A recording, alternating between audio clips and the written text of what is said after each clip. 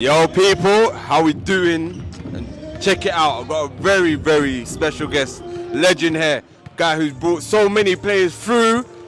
He's also one of the reasons why Kabuza's on another level playing in the BBL. Shout out my guy, Mr. James Vear. How you doing, brother? Good, I'm good. How you doing? I'm great, man.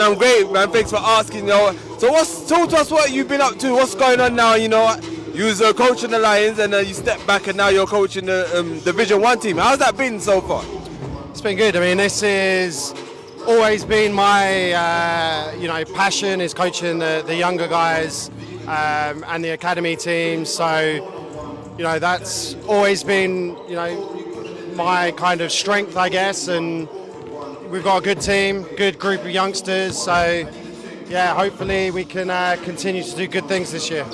Yeah, I do agree as well with your success with coaching. You've been doing it for a long time. I remember the Pro Classic. That's when I first saw you, and we probably was doing it before then. So, what is it that keeps motivating you to bring these young kids through to the next level and coaching at the junior stage, should I say, and bringing them up? I guess,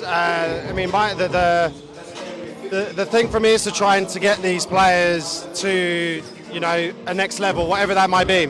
We've been known for getting kids to America and to scholarships over there, but that's not, for everyone. So it's about getting them to that next level, whether that's university here in the UK, whether it's a pro contract, whether it's a JUCO, a Division 1 school, Division 2 school.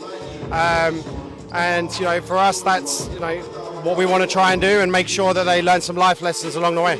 That's dope, man. I think that's beautiful. Like, one of the things you do that most coaches, not most, because some coaches don't do, is not just teaching the game of basketball, teaching the game of life. Do you feel like players that you had under you, like Kabuza and Brandon, do you feel like that's something they've taken from you as well going forward?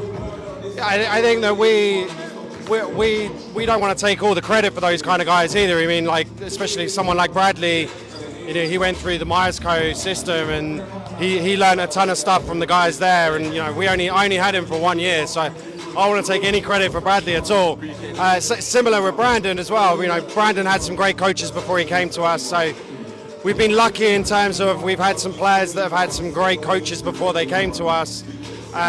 All we're trying to do is help them, develop them. Like you said, off-court stuff's just as important as the on-court stuff. Their studies are just as important as the basketball. Yeah, man, and talk to us about how has London Lions organisation have helped you with this project you've been doing, They've been doing great stuff in the BBL. How has it helped you guys be successful? I mean, for us, it's another option for our players to be able to play at different levels. So for this year, Zamaku's able to play with the BBL squad. Grace and Fatmata, who play on our Division 1 women's team, are both in the squad for the WBBL team as well. So it's just another option for them. If we have players that are good enough to play at that level, then it's another avenue for them to be able to play at. Talking to Fatmata, she got going into a school over where Joey Leedham was, isn't it? Fatmata is signed at St. Peter's, so Jen Leedham's the head coach there, and Joe Leedham is her assistant. Fatmata's a huge talent. She's one of the biggest talents to come out of the UK in a long time, and we're excited for her to go to St. Peter's with the Leedhams, and I'm sure she'll do really well. Yes, coach, definitely, man. She's a prolific scorer as well. And is there any connection with Joe Leedham and London Lions in the sense of helping getting players over there as well?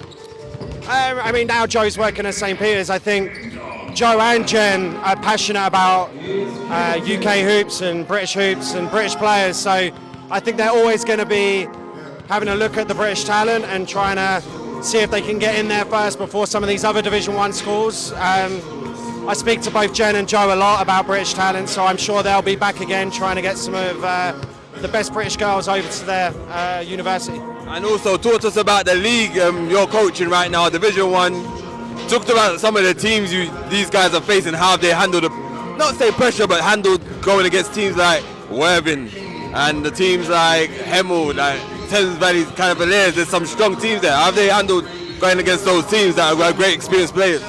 I mean, Division 1's really tough this year. There's some very, very, very good teams. And from top to bottom, anyone can beat anyone on their day. That's what the league is all about. For us, it's about putting our players in positions where they get to develop as much as possible, and playing in Division 1 men's and only being from the ages of 16 to 19 is tough. But we wouldn't want it any other way, you know. We get, we struggle a lot of the time against some of these really good teams, but that isn't through a lack of trying. Our guys try really hard, and for their development, this is the best thing for them, to be pushed and to be playing at a level that pushes them as much as possible, and Division 1 definitely does that for them. Definitely, man. I love what you're doing. It's going to give them a head start as well against some other guys who are 16 who don't have that opportunity. So, love what you're doing. Coach, I'm going to let you get back to meditating, maybe eat some Haribos like you did last time. And you know, catch you in a bit, man. Everything, Chris G, we're out. James Vear. Everything, Chris.